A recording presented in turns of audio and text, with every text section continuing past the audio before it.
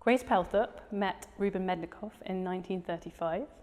Mednikoff was a trained artist. Pailthorpe had worked as a surgeon in the First World War and had also studied psychoanalysis. From 1935, they began a lifelong research project into the therapeutic and liberating properties of art. Pailthorpe and Mednikoff invented a term to describe their creative practice, and that was psychorealism. Psychorealism involved creating paintings and drawings freely, automatically, and letting their mind wander and not knowing what would appear on the page. And then they would go on to psychoanalyze one another's paintings and drawings. So they would find that the works told stories about childhood and infancy, for instance. In a way, Pailthorpe and Mednikoff's practice fused surrealism with psychoanalysis. So their works look surrealist often because they are so free and because the idea behind them is to sort of release their unconscious desires and fears and energies. But they bring together surrealism with psychoanalysis. So it's really important to them, it was really important to them to analyse one another's works, to interpret them. And one of the things this show does is it brings together the artworks with the interpretations that the artists made, in many cases for the first time since the 1930s.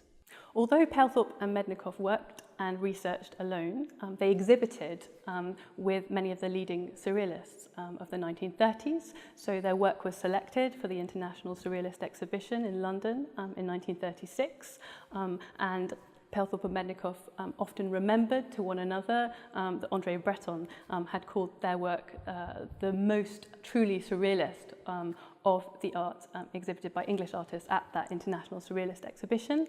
But in the 40s, they broke from the surrealists. And that was in part because they wanted to emphasize the psychoanalytic dimensions of their practice. Pailthorpe and Mednikoff responded to the political context in which they worked, particularly the rise of fascism and populist politics.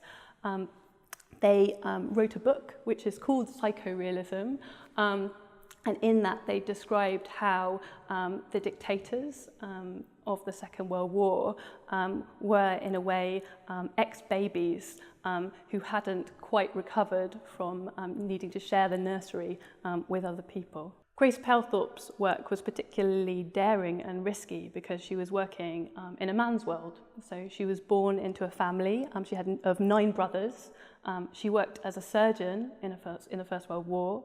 Then she went on to conduct pioneering work with women in prisons. And gender relations became really, really important to her thinking. So she really believed that better ideas would be invented if men and women worked together, and that's exactly what she and Mednikoff did. So Pailthorpe and Mednikoff began researching in Cornwall, but they ended their days in Ninfield, which is just a few miles away from Bexhill. It was there that they became really, really interested in spiritual matters, in Buddhism, in creative meditation, and in Agni Yoga.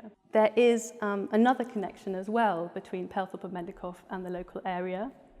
Pailthorpe was a co-founder of the Institute for the Scientific Treatment of Delinquency, which became the Portman Clinic, and the patron of that institute was the Earl de la Warr, who built the De la Warr Pavilion. Audiences walking through the show will probably be struck by the variety of the works on display. So there are landscapes, there are portraits, there are amazing pictures of fetuses and angry heads. And what the show has tried to do is really pick out the artist's obsessions. It's tried to pick out their main ideas, how their works link with political and historical contexts. It focuses on works that were made in the 1930s and 40s particularly, but it also looks at works made right at the end of the artist's lives in the 1960s and 1970s. As you walk through the space, you'll see standalone frames. You'll see paintings and drawings at first, but when you go around the back, you'll see the artist's inscriptions that they've placed on the back of those paintings and drawings. Those inscriptions are the artist's analyses of what the paintings are about, what stories that they tell. This exhibition brings together works from private collections with works from national collections. In many cases, we're bringing works to the public for the first time.